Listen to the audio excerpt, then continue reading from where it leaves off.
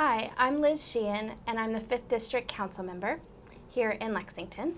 And I have with me today Jada Griggs, our Program Manager Senior for Sustainability. Hi, Jada. Thank you for being here. My pleasure. Could you talk to us a little bit about what your role is here in LFUCG? Yes, so I am, as you mentioned, the Program Manager Senior for Sustainability. So my job is outward facing in that my work is to be primarily in the community working on sustainability efforts for the city of Lexington and Fayette County. One of the main things is working with Empower Lexington. Could you give us a little bit about the history of Empower Lexington? I know it was adopted by the council in 2012, but there is considerable work that happened prior to that to get it to the council. And then give us an update on what's happening now with that. Yes, thank you. So this was a 3-year effort.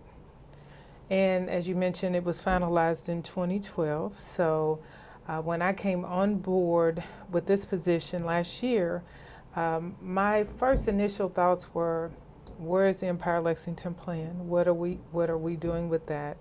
I was fortunate enough to have been in environmental services for 7.5 years as the environmental initiative specialist, and part of my job was working support staff for the Empower Lexington group. And can you give me just a little bit of a definition of what the Empower Lexington initiative is? Yes, so it is an initiative to make Lexington the most sustainable and resilient community. So community stakeholders from all areas of Lexington and Fayette County came together with 5 sectors to see what we could do in those areas to make our households, our businesses, no matter what size they were, even school systems. This was a plan that was put together by the community. The Lexington Fayette Urban County government was just a part of that. Mm-hmm. One of the things that they realized is when we did even our greenhouse gas emissions inventory, the Lexington Fayette Urban County government was 2% of that. So 98% of this is everyone else. Okay. So it's not led by the Lexington Fayette Urban County government, it's led by the community and must have community buy-in. So it's efforts that no matter where you are, there's something that you can do, even if you feel like it's small. And if we all just do something, then we can make a big difference when it comes to sustainability and making our city more resilient. And we're talking about environmental sustainability here, so like energy Yes. efficiency and green initiatives. Yes. Okay. Exactly. And then talk to us a little bit about what you're doing now. So what I'm doing now is I basically looked at the list, and it was a significant list of community members that came together previously to do this plan. It was 10 years last year, so we're in our 11th year. We will update this plan in 2023. So I basically, from being at summits and Zoom meetings and in the community, I would see individuals that were on these sectors previously. Mm-hmm. And so I said, okay, so we have to reactivate this, get it going again, and I need your help. So you're in the process of doing like an update of the entire plan to bring Yes. it into kind of our time now and what's available Yes. now. So can you tell us a little bit about the groups or areas that have been identified that need to be updated or worked on? Yes. So the Empower Lexington plan, as I mentioned, is a plan for a resilient community.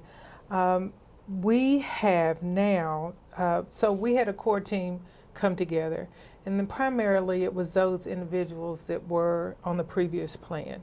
They've been through the process, they knew what to do, and then we started looking into what areas we need to pursue to update the plan. We realized that a couple of those were not actually sectors but scales. So residential, industrial, those kind of things, or scales. So we decided to go in a different direction. And I say we because I'm speaking here on behalf of them, but this is certainly, I'm just there to help facilitate and move things along. It is the community members that are the lead on So this. you're like the project manager of Yes, this. I Okay. am managing this process, but certainly not the one that's really doing, a lot of the work. I'm doing some, but this is a community plan. We've changed some of the sector names. We've added some different ones. So the 6 sectors that we have in our working groups are transportation and land use, natural resources and ecology, materials and resources, water quality, and then quality of life, which would include justice, equity, diversity, and inclusion. And so we have started meeting this month in January, and the groups have committed to the January through the end of March timeline to work on this initiative. And so one of the things that's different is that we decided to change the categories to mirror what they're doing for leads for cities and communities. So lead means leadership in energy and environmental design. And so one of my goals will be to try to pursue that certification for Lexington and Fayette County. Okay, And great. so it is very data driven. Mhm. It's a lot of work. And so by us mirroring those, we can then look at what they require, and then the sectors then can help me pull the information together. So this gives you like a structure for our new updated plan. Then, Yes, it based on does. the leads areas and criteria. Yes, Okay. exactly. So from like the perspective of someone who lives and works in our community, what are ways that residents or people here in Lexington can get involved in this process or other environmental initiatives around the city?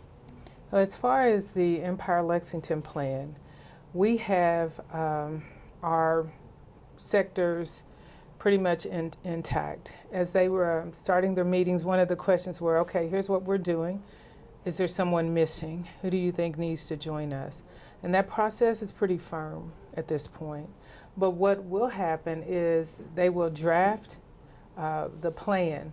At that point, we expect to send it out to the public with a survey and saying, okay, here is a draft of the 2023 plan. Are there areas that you feel like anything missing, basically? And if so, what do you feel like is missing? So we will get community input at that point. I will say that we're not starting from scratch, but we're certainly building on in the areas where we are maybe perceived as behind. But I will tell you, one of the things that I learned is we have a lot of people in Lexington doing a lot of work when it comes to environmental issues, and so the work is being done. So a few things that you can look for. We have Reforest of Bluegrass annually, and there's also Reforest at Home initiative that is done at the same time. Is that where you can pick up the tree for your own house? Yes, Okay. you can. Yes, and I did that. Last year, actually, with Tree Week, we started the city, and my office in particular started a tree evangelist thing. So it's basically a holistic approach to the tree, from getting this tree, planting it, learning how to mulch it, how to care for it through its entire life. And so when we do that, then we get the benefits of reducing heat, helping with our atmosphere, and there's so many benefits when it comes to trees. What I really liked about that Reforest at Home initiative was that there was this little quiz you could take, and you could put in information about your yard and your space and what you were looking for, and then it would tell you what species of tree were going to be the best for your yard. So I liked that. And that is part of it. Picking the right tree is actually important as well. And so you can also look at our Live Green Lexington social media platforms, and the At Your Service newsletter that comes out, I believe, quarterly, will also have a lot of information on volunteer volunteer work and efforts. And so there are a lot of ways, and if they're not sure, then they can always reach out to us, and we can give them that information as well. Yeah, I know in our area, for our district, we're always putting in different opportunities to do creek cleanups and things like that. There's stuff like Yes. that going on all over the city. Well, Yes. I appreciate you coming and talking to us a little bit about your work. Thank you. Well, it's been my and pleasure. Thank everyone for listening. Thank you.